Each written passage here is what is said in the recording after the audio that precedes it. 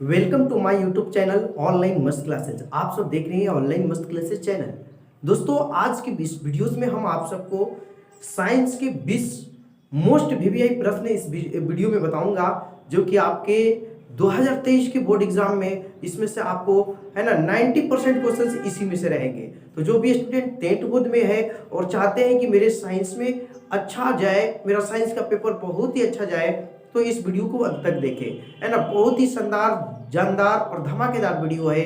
तो आइए, वीडियो शुरू करने से पहले अपने दोस्तों और अपने प्यारे प्यारे स्टूडेंटों से एक प्यारा सा रिक्वेस्ट है कि सब लोग फटाफट इस वीडियो को लाइक कर दें, और जो भी हमारे न्यू व्यूवर्स हैं चैनल को सब्सक्राइब करके बगल का बेल आइकन भी क्लिक कर ले। आपको जैसा कि मालूम है कि ऑनलाइन मस्त क्लासेज आपको देता है सबसे बेस्ट, है ना, वीडियोज जो 100% आपके एग्जाम में आते हैं, और साथ ही साथ आपको देता है विश्वास भी, है ना।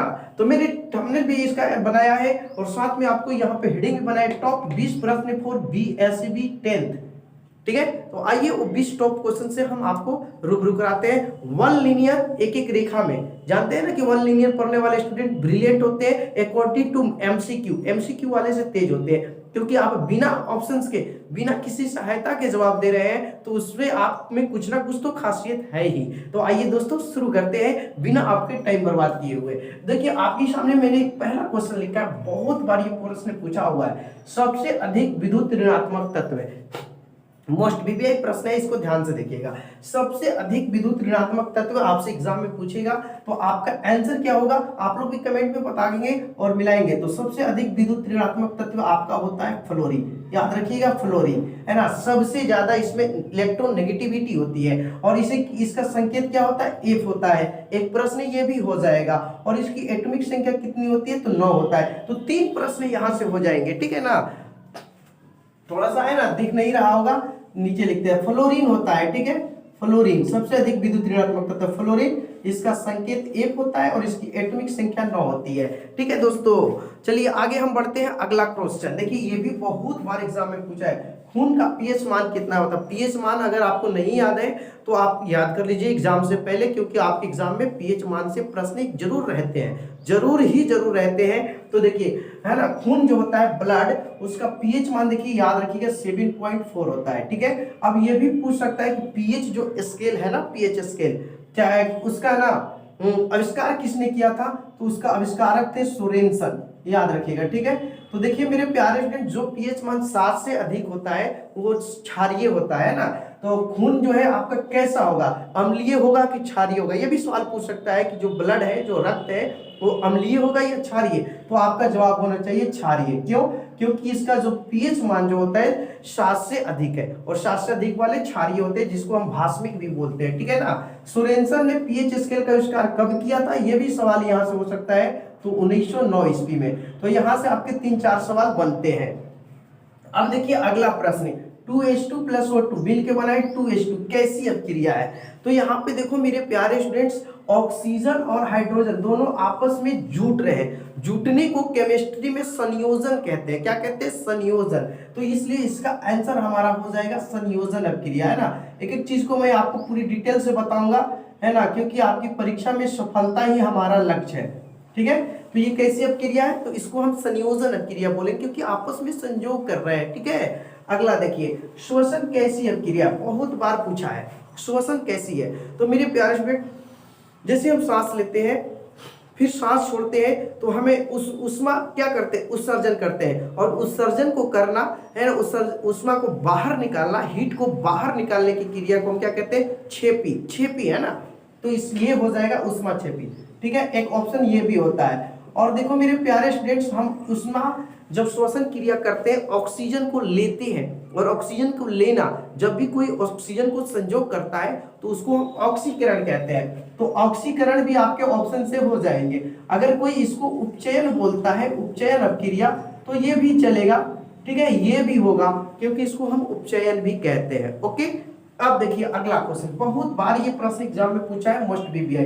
दूध से दही बनना कैसी परिवर्तन है, कैसा परिवर्तन है, आपसे पूछेगा एग्जाम में। तो आपका जवाब होना चाहिए, क्या हो जाएगा, रासायनिक परिवर्तन। याद रखिएगा, इसको क्या बोलते हैं, रासायनिक परिवर्तन, यानी कि वैसा परिवर्तन जो चेंज होने के बाद पुनः वो अपनी अवस्था में नहीं आए। जैसे दही बन गया तो दही से दूध अब आएगा, कभी भी नहीं आएगा। तो ऐसे परिवर्तन को, ऐसे चेंजेज को हम क्या कहते हैं? केमिकल चेंजेज, रासायनिक परिवर्तन। ओके, अब देखिए ये भी मोस्ट बीबीआई प्रश्न है कि सिल्वर क्लोराइड जो होता है ना, सिल्वर क्लोराइड, उसका रंग कैसा होता है? तो याद रखिएगा सिल्वर क्लोराइड जो होता है उसका कलर श्वेत होता है। बहुत अच्छा बार ये प्रश्न पूछा है, सिल्वर क्लोराइड का रंग कैसा होता है? श्वेत। अब देखिए ये तो मोस्ट बीबीआई प्रश्न है, ऑक्सीजन का वाहक।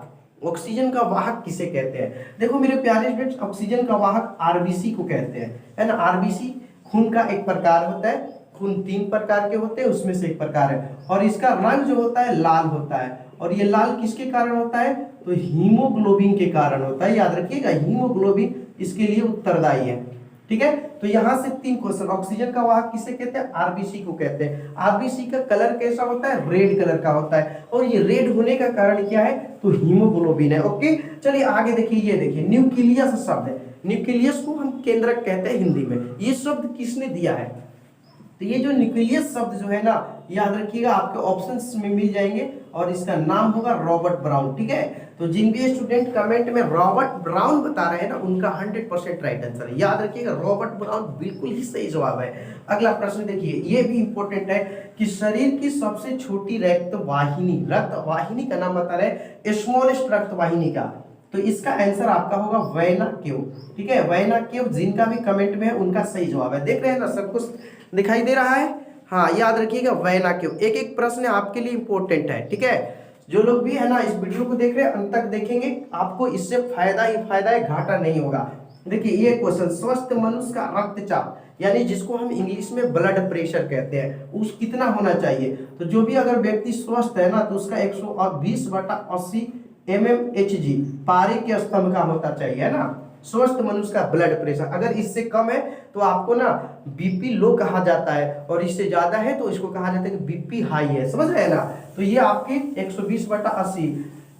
और देखिए जो ब्लड प्रेशर मापने वाला यंत्र होता है उसको स्फिग्नोमैनोमीटर कहते हैं। स्फिग्नोमैनोमीटर, याद रखिएगा, ब्लड प्रेशर मैनोमीटर नापने वाला यंत्र क्या है? स्फिग्नोमैनोमीटर। ओके, अब देखिए अगला प्रश्न है कि वृक्क की रचनात्मक एवं क्रियात्मक इकाई को क्या कहते हैं? लोग है ना, बहुत सारे ऐसे स्टूडेंट हैं जो इसमें ना डाउट कर जाते हैं क्या कहा जाता है। तो ध्यान से देखिएगा, जब भी आगे यहाँ पे वृक्क हो तो रचनात्मक एवं क्रियात्मक इकाई होगा, तो इसके लिए नेफ्रॉन होगा। ठीक है, एक न्यूरॉन भी होता है, और बहुत सारे ऐसे स्टूडेंट न्यूरॉन वाला टिक मार देते हैं, लेकिन वो आपका गलत हो जाएगा, न्यूरॉन वाला। ठीक है, अब देखिए तिलचट्टा, तिलचट्टा का श्वसन अंग क्या है? ये भी है ना मोस्ट बीबीआई प्रश्न है, बहुत बार एग्जाम में आया है।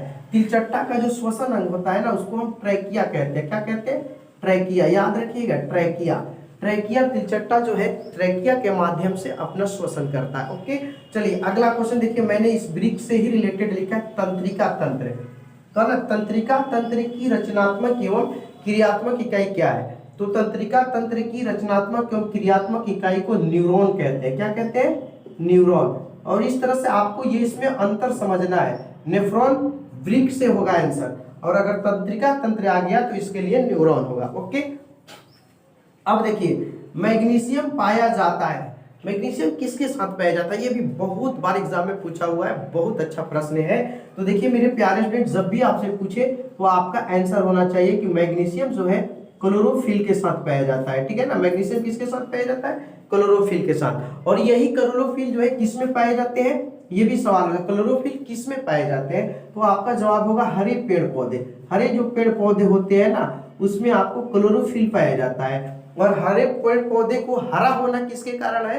तो हरा होता है क्लोरोफिल के कारण। समझ में आ रहा है? हाँ, सब लोग को मैं एक एक क्वेश्चन को आपको ना समझा दे रहा हूँ, उससे कितने प्रश्न बनते हैं सब कुछ बता दे रहा हूँ। अब देखिए आगे, सबसे तेज हृदय धड़कन किसमें होता है? एक मनुष्य जो स्वस्थ होता है उसके 1 मिनट में 72 बार ये हृदय धड़कता है, लेकिन सबसे ज्यादा किसका धड़कता है? तो देखे होंगे कि चूहा। चूहा जब भी होता है ना, रैट देख के ही किसी को डर जाता है, वो बहुत भागता है, तो उसका हृदय जो धड़कन होना बहुत तेज हो जाता है। ठीक है, अब देखिए कॉलीफॉर्म क्या है? ये भी क्वेश्चन एग्जाम में पूछा हुआ है कि कॉलीफॉर्म क्या है। तो याद रखिएगा मेरे प्यारे स्टूडेंट, कॉलीफॉर्म एक प्रकार का जीवाणु है। ये क्या है? जीवाणु, जिसको हम इंग्लिश में बैक्टीरिया भी कहते हैं। ठीक है ना, याद रखिएगा कॉलीफॉर्म क्या है? जीवाणु है, इसको हम बैक्टीरिया कहते हैं। ये सारे इंपॉर्टेंट मोस्ट वीवीआई प्रश्न है। अगला देखिए, ये भी प्रश्न ऐसा यूनिट से बहुत बार पूछा है कि प्रतिरोधकता का एसआई मात्रक क्या है। बहुत सारे स्टूडेंट इसका ओम मार देते हैं, जो कि गलत हो जाता है। यहाँ देखिए कता लग गया, प्रतिरोध में कता शब्द लगा है। जब प्रतिरोध में कता शब्द लग जाए तो आपका आंसर हो जाएगा ओम मीटर। इसको क्या पढ़ते हैं? ओम मीटर, है ना। ये आपका आंसर होगा ओम मीटर। और सिर्फ खाली प्रतिरोध पीछे तब ओम होता है। और विद्युत आवेश, देखिए विद्युत आवेश, आवेश शब्द लगाए, है ना, धारा नहीं, इसमें भी गलत हो जाता है किसी किसी का। जब धारा लग जाए ना तो एम्पियर होता है, और आवेश लगे तो आपका यहाँ पे कुलाम्ब होगा। क्या होगा? कुलाम्ब, जिसको हम सी से सूचित करते हैं, ठीक है ना। ये आपके विद्युत आवेश का ऐसा यूनिट्स है। ओके, अब देखिए विद्युत शक्ति, ये एक शक्ति, ये सब विद्युत वाले ना ऐसे होते हैं जो हमें कंफ्यूजन पैदा करते हैं, इससे बचना है हमें। विद्युत शक्ति का ऐसा ही मात्रक, तो देखिए मेरे प्यारे स्टूडेंट, जो शक्ति होता है उसको हम पावर कहते हैं इंग्लिश में, इलेक्ट्रिक पावर, और इसका ऐसा ही मात्रक वाट होता है, ठीक है ना। वाट बिल्कुल सही जवाब होगा। इंग्लिश में WATT लिखते हैं और इसे W से सूचित किया जाता है। ओके, और ये देखिए 20वां जो प्रश्न है कि विभवांतर का ऐसा ही मात्रक क्या है। ये भी है ना एग्जाम में आपसे पूछा है, विभवांतर, ठीक है। तो विभवांतर जो होता है इसका ऐसा ही मात्रक वोल्ट होता है, ठीक है ना। वोल्ट, विभव हो चाहे विभवांतर हो, इन सब का ऐसा ही मात्रक वोल्ट होता है, और इसे भी से सूचित किया जाता है, ठीक है। तो ये आपको मैंने इस वीडियोस में टॉप मोस्ट वीवीआई प्रश्न है, मोस्ट कहिए एकदम, क्योंकि ये सारे के सारे इंपॉर्टेंट प्रश्न हैं जो आपके बोर्ड एग्जाम में 2023 में पूछेगा, चाहे हरदम पूछता रहता है, या कंपटीशनों में भी ऐसे ऐसे प्रश्न आपके पूछते हैं। आई होप डेट कि आपको ये क्लास बहुत ही अच्छा लगा होगा। तो मेरे प्यारे स्टूडेंट्स, और आप इस वीडियो को देख रहे हैं, अंत तक देखें, पसंद आया तो लाइक कर देंगे और अपने दोस्तों में इसे शेयर भी कर देंगे, ताकि आपके दोस्त भी, है ना, जो 10th की तैयारी कर रहे हैं, ये 20 प्रश्न, मोस्ट 20 प्रश्न को लीनियर तरीका से पढ़कर उसका जवाब दे सके। और अगर आप पहली बार इस चैनल पर आए हैं ना, तो चैनल को सब्सक्राइब करके बगल में एक घंटी होता है उसे भी दबा दीजिएगा, ताकि लेटेस्ट वीडियो का नोटिफिकेशन मिलता रहे। Thanks for watching this video. फिर मिलते हैं अगले वीडियो में। जय हिंद, टाटा, बाय बाय, धन्यवाद।